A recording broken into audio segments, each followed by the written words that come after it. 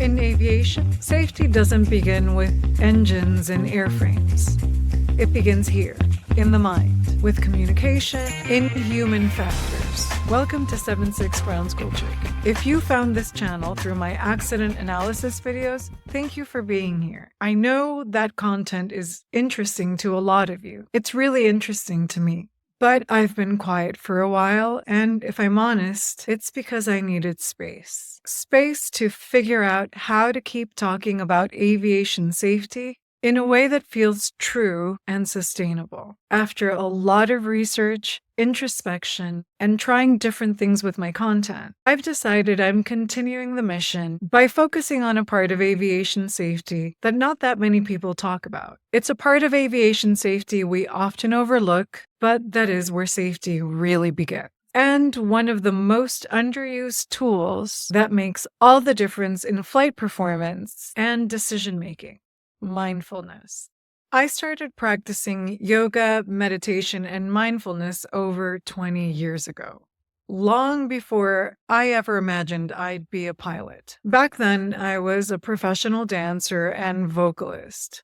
I loved the work, but I struggled with things most people didn't see. Learning choreography, retaining instructions, managing the noise in my head, and being present when I was performing. Performance anxiety was intense. As a kid, I was taken to psychologists who didn't understand why I was so anxious, why I had outbursts, or why my leg always moved a mile a minute. I was labeled as hyperactive. They told my mom I was a slow learner. They didn't take into account how much detail I took in or how in-depth my learning was once I got it. But no one ever called it ADHD because that diagnosis didn't exist at the time. And because there was no real explanation, I just kept moving through life however I could, adapting, masking, overworking, and carrying shame I didn't have words for yet. Mindfulness was the first thing that helped me quiet the noise and reconnect with what I was actually capable of. In recent years, more data and more pilots have begun to speak up about mental health in aviation. A 2016 peer-reviewed study published in Environmental Health surveyed 1,848 airline pilots worldwide. It found that 12.6% met the clinical threshold for depression, and 4.1% had experienced suicidal thoughts in the previous 2 weeks. The study also noted that many pilots reported flying while experiencing depressive symptoms without treatment due to fear of losing their medical certificate and therefore their flight privileges. That fear isn't imagined. Until very recently, FAA policies required pilots to report any mental health diagnosis or treatment, including talk therapy, which led many to avoid seeking help at all. In 2023, the FAA created the Mental Health and Aviation Medical Clearances Rulemaking Committee, a group of pilots, physicians, and mental health experts to examine these policies. One of their key recommendations was to eliminate the requirement to report talk therapy and reduce the stigma that keeps pilots silent. Those changes haven't yet been implemented, but the conversation is growing. Engineer and pilot Zyla Foxland made headlines when she shared her story. How a doctor disclosing mental health treatment led to the loss of her medical certificate. Her experience helped fuel the Pilot Mental Health Campaign, an advocacy group working to modernize FAA policy and protect pilots who are seeking care for treatable conditions. And yet, while seeking therapy is often treated as a liability, excessive drinking during time off is often normalized, even quietly encouraged, as a way for pilots to manage stress. Regulations are strict when it comes to alcohol consumption before flying, but the broader drinking culture in aviation is rarely questioned and almost never addressed. This double standard says something about our culture. We tolerate coping mechanisms that are familiar, even if they're harmful. And we stigmatize the ones that are actually healing. That's one reason I talk about mindfulness. It's not a substitute for therapy or professional help, but it is a tool, one that supports clarity, emotional regulation, and situational awareness. And it belongs in the conversation about safety because it helps us stay connected to ourselves, to our training, and to our judgment. There's growing scientific evidence that mindfulness isn't just good for your well-being. It directly improves performance under pressure. In 2023, a study published in Safety Science investigated what would happen if elite French Navy fighter pilots were trained in mindfulness. The researchers used a program called Attentional Regulation Optimization, or ARO, and evaluated how it affected decision-making in full-flight simulator emergencies, the kind that could lead to ejection.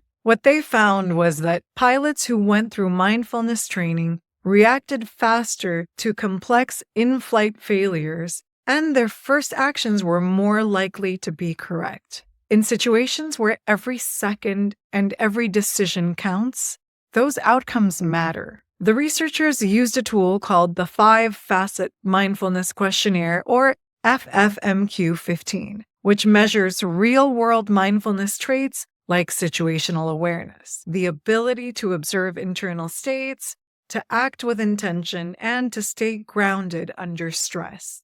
The takeaway?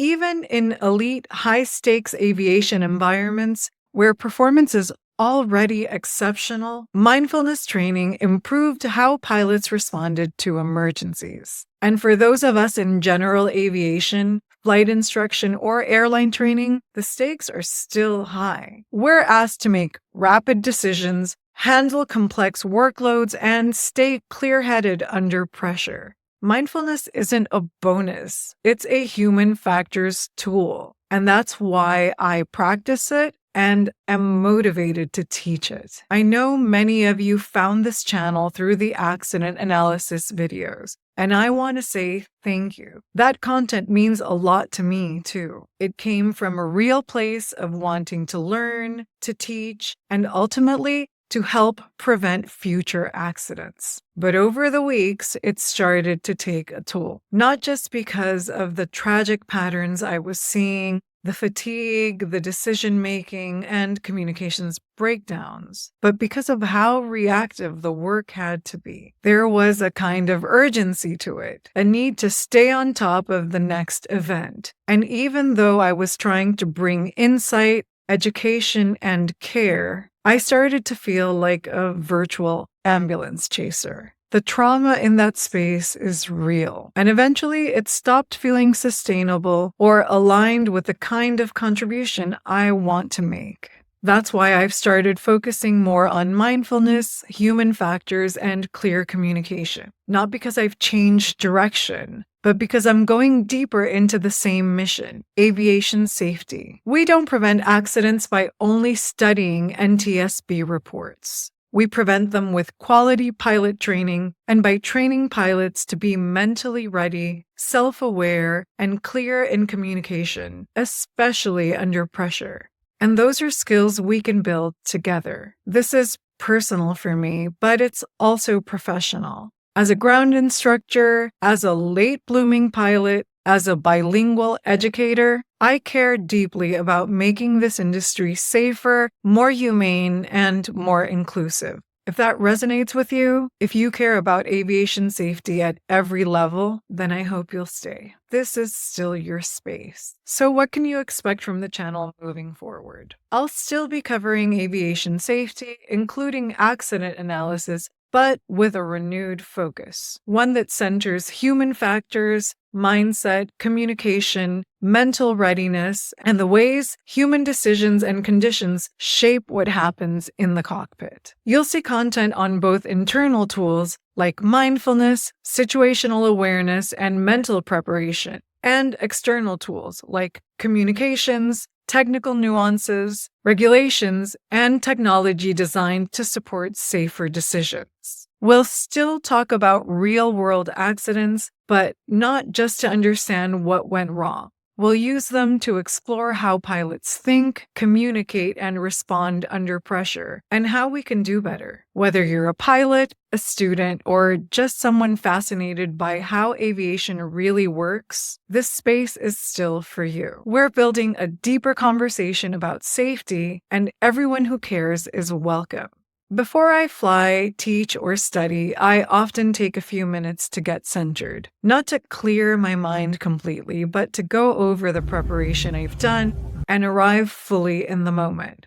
I check in with my focus, my energy, and my mental state, asking myself, am I calm? Am I alert? Am I bringing my full attention to this flight? This small shift from distraction to awareness has helped me make better decisions in the air, in the classroom, and in life. And over time, I've created simple practices to support that shift. One of them is called the pre-flight mindset briefing, a short guided meditation I use myself and have already shared with other pilots. If you're looking for something to help you focus before a flight, you're welcome to explore it. You'll find the link below. Readiness is technical and internal. And when we support both, we're also supporting safety for everyone on board. Thanks for watching and see you in the next video.